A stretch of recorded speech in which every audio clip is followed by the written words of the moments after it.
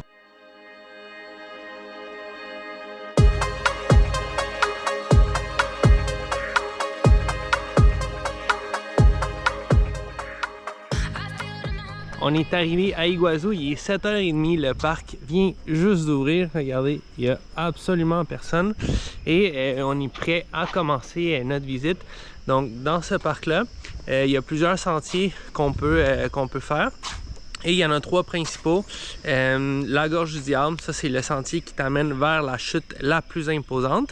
Et après ça, tu as 2 autres circuits principaux qui sont le circuit inférieur et le circuit supérieur. Donc c'est un circuit, c'est des sentiers où est-ce que tu te promènes dans les chutes. Et tu as plein d'autres petits sentiers secondaires aussi que tu peux faire. Donc tout ça, c'est inclus avec l'entrée au parc. On va commencer justement avec le circuit, le sentier de la gorge du diable. C'est celui qui est le plus populaire et comme on vient d'arriver tôt, on va pouvoir en profiter avec pas trop de monde. Donc on se dirige vers là-bas. Il y a le train qui va nous laisser pas trop loin du sentier. Et après ça, c'est pas un sentier qui est super long. Et dans le fond, ce sentier-là t'amène directement vers la chute principale de Iguazu.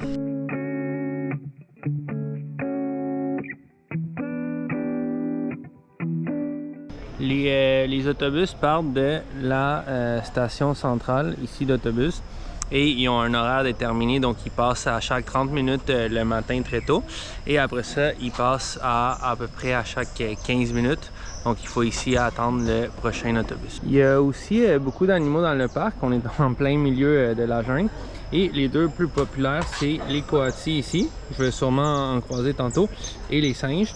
Un peu partout, ça dit de pas les nourrir évidemment.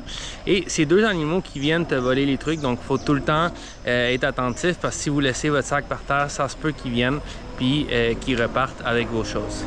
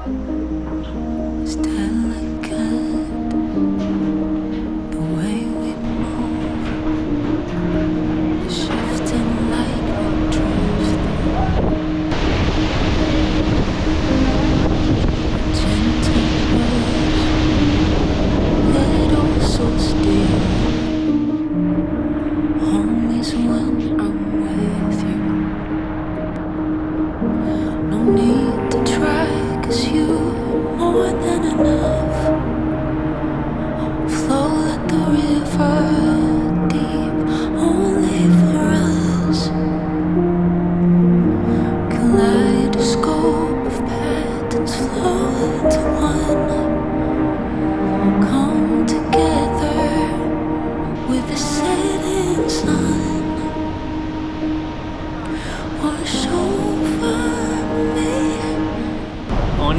présentement dans la gorge du diable et c'est juste incroyable l'émotion que ça apporte d'être ici.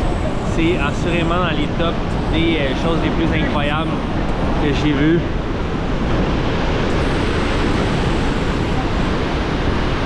C'est sûr qu'il y a du monde, il y en a qui viennent, ils viennent prendre leurs photos avec les chutes en arrière qui est très très beau. Mais prenez le temps de juste regarder chaque détail de la chute. C'est vraiment incroyable et laissez-vous aller. Regardez, laissez-vous aller, laissez rentrer toute l'émotion que ça vous apporte d'être ici. C'est vraiment dans les choses les plus belles que j'ai vues dans le monde. On a fini le sentier de la gorge du diable. On est encore sous le choc. Notre cœur il bat très très fort. Et on est en train de retourner avec le petit train vers la station principale. Où est-ce que là on va pouvoir commencer les deux autres circuits principaux. Donc on va faire le circuit inférieur et le circuit supérieur. Et après on va voir aussi si on a le temps pour en faire d'autres. On va aussi prendre le temps tantôt de bien manger.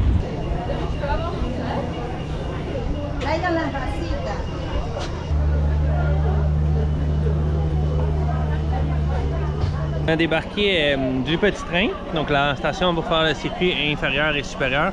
Et déjà on voit des coatis et des singes juste là. C'est marqué partout de pas les nourrir parce que c'est vraiment pas bon. Puis les gens les nourrissent. Pas bon ça.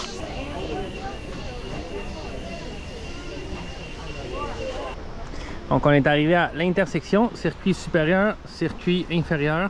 Puis là-bas c'est l'endroit pour manger. Nous on commence avec le supérieur. Et ici deux des plus grosses chutes, des plus connues, Salto Ossetti et le saut, donc la chute des deux sœurs. Tantôt la gorge du diable, le sentier, ça a pris à peu près 30 minutes. Nous on est resté un petit peu plus longtemps parce qu'on a admiré, comme je vous ai dit, ça a pris 30 à 45 minutes. Puis après ça tu as le train aussi, le temps pour aller pour revenir, à peu près 15 minutes chaque. Et là on est en train de faire un autre des sentiers, donc le sentier supérieur, et tu marches comme ça dans la jungle et de temps en temps tu as des points de vue où est-ce que tu peux voir les chutes puis le paysage là, qui est à couper le souffle, le paysage infini.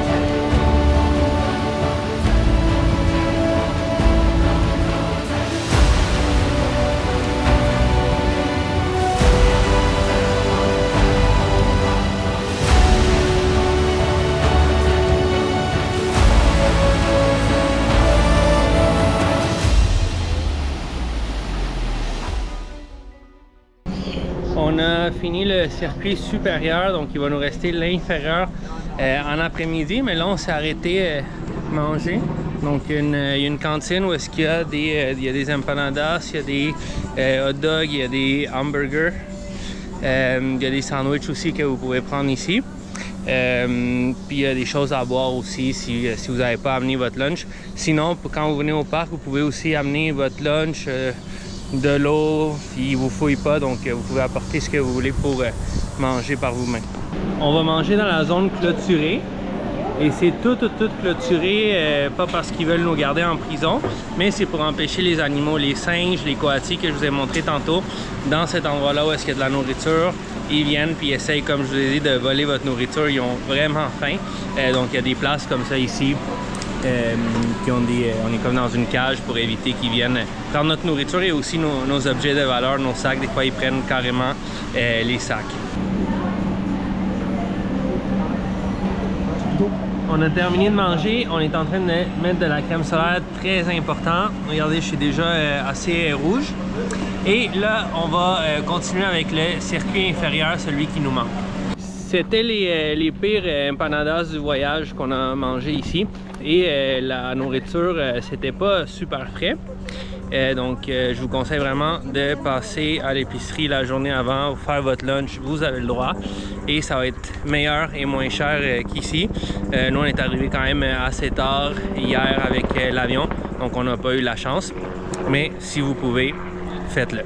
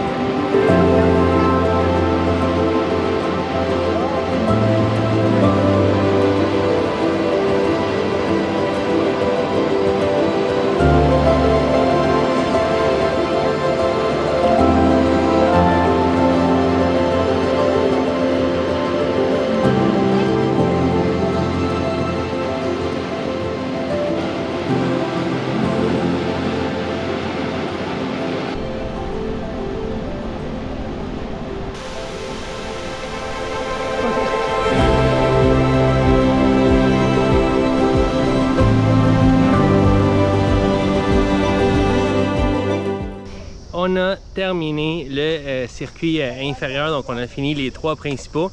On est retourné prendre des boissons pour se rafraîchir parce qu'il fait 37 degrés en ce moment et c'est super humide. Donc on a pas mal fini les circuits principaux, les sentiers principaux.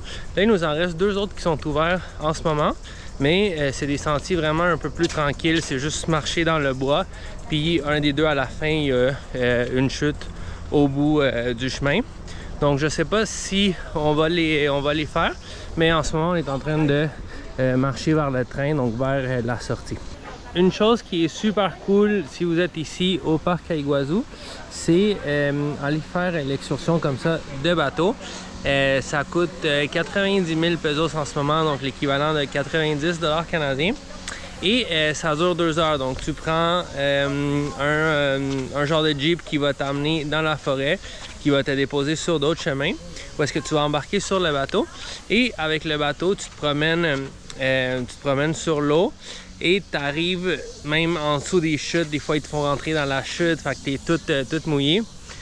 Si jamais vous faites cette excursion-là, ils vous prêtent des sacs pour mettre toutes vos choses dedans, donc inquiétez-vous pas, vos choses vont être en sécurité, même si vous avez des téléphones ou peu importe. Essayez de la réserver quand même en début de journée quand vous arrivez ici, parce que les places se prennent quand même assez rapidement, ou sinon vous pouvez me réserver en ligne aussi.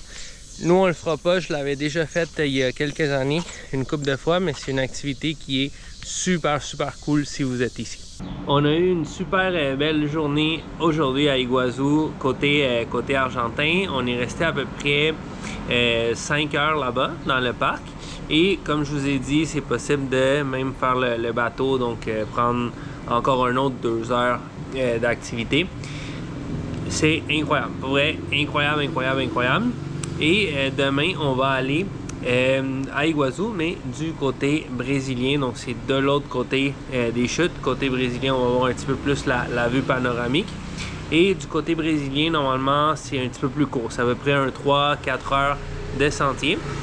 Et aussi, on va faire le parc d'oiseaux aussi au Brésil, qui est juste à côté des chutes, qui est un parc avec plein d'oiseaux.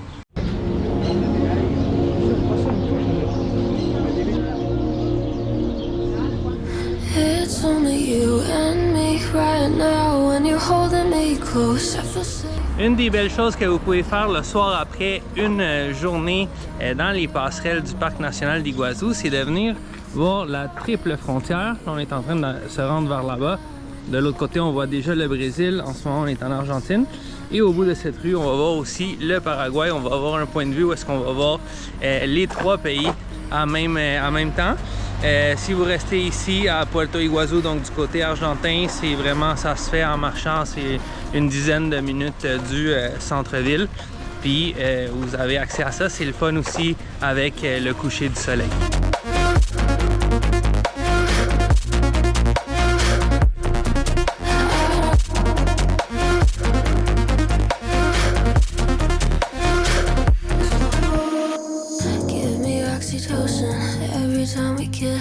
I can't wait to see you this weekend. I think it's the real thing. Can you tell me if it is? And if it's not, I refuse to believe it. I refuse to believe it. Don't leave me here, I can't handle you leaving. I refuse to believe it. I hope it's the real thing. If not, you'll be leaving.